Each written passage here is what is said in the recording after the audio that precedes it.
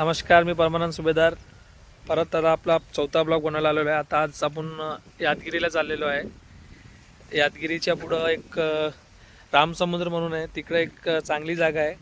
आज तिथं जत्रा चालू आहे, त्या जत्रा आपण बघायला चाललो आहे. या तुम्हाला ते मी जत्रा कशी दाखवून देतो आणि मध्ये मध्ये जसे चांगले चांगले बघण्यासारखे स्पॉट्स आहेत ते स्पॉट पण आपण कव्हर करू.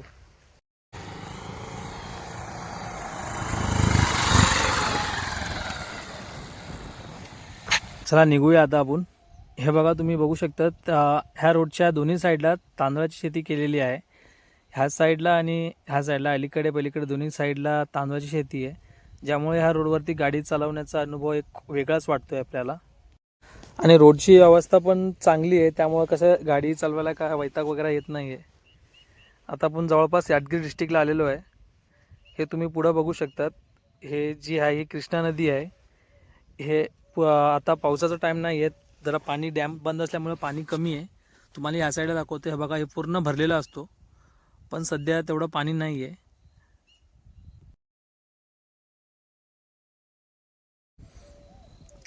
आता कसं इथं पाणी जरा कमी आहे, कमी पाणी असल्यामुळे ते तेवढा हे दिसत नाही, पण हा संपूर्ण भरलेला असतो पाणी. आता डॅम बंद असल्यामुळं पाणी जरा कमी दिसतंय तुम्हाला. ऊन भरपूर असल्यामुळे जरा थोडा थंड पिऊन घेऊ. इकडं मिक्स फ्रूट चांगला भेटतो. थोडा थंड घेतल्यानंतर आपण परत पुढे जाऊ. चांगलं आहे थंड आहे. चला इथून आता पुढे निघू, थोड्याच वेळात पोहोचून जाईल आपण. आम्ही आता पोहोचलेलो आहे इथं. तुम्ही बघू शकतात हे बोर्ड एंट्री. आम्हाला वाटलेलं गर्दी भरपूर असणार आहे, पण तेवढी काय गर्दी आम्हाला आता दिसत नाही इथं. चला आपण आतमध्ये जाऊ. आतमध्ये गेल्यावरती समजेल गर्दी कशी आहे कशी नाही आहे. जत्रेची जरा मजा बघू, कशी चालू आहे जत्रा, इकडं काय आहे. आतमध्ये आल्यावर गर्दी तर भरपूर दिसते. चला फिरू, बघू कसं आहे काय. लोकांची तर काय इथं हे दिसत नाही, भरपूर लोक आहेत. बघू शकतात गावाकडची जत्रा कशी असते. आपल्या शहराकडची जत्रा जरा वेगळी असते, इथं जरा जत्रा वेगळीच आहे. ते छोट्या पोरांसाठी हे मंदिर आहे, ते जिथं आपण आलेलो आहे याला बंगाराम्मा देवी मंदिर म्हणतात. हे बघू शकता तुम्ही मंदिर पुढून. ॲक्च्युली गर्दी भरपूर असल्यामुळे इथं फोटो काढायला अलाउड नाही आहे, पण तरी पण मी फोटो काढतो आहे. हे बघू शकतात, हे जे खदायचं काम करतो आहे. ॲक्च्युली ते जरा जे बळी दिलेले आहेत बकऱ्यांचे, ते बकऱ्याचे बळी ते आतमध्ये टाकून देतात.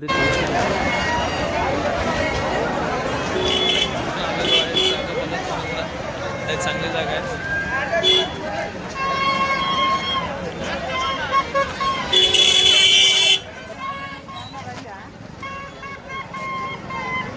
थोडा पुढे जा, तुम्हाला मी रामसमुद्र कशाला म्हणतात ते दाखवून देतो तुम्हाला. इथं हे बघा, ह्याला म्हणतात रामसमुद्र. हा फेमस जागा आहे भरपूर.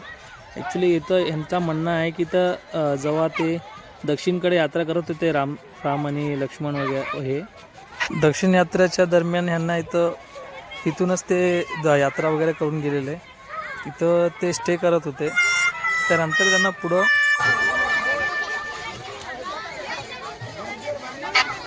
जत्रेची गर्दी बघा कशी आहे.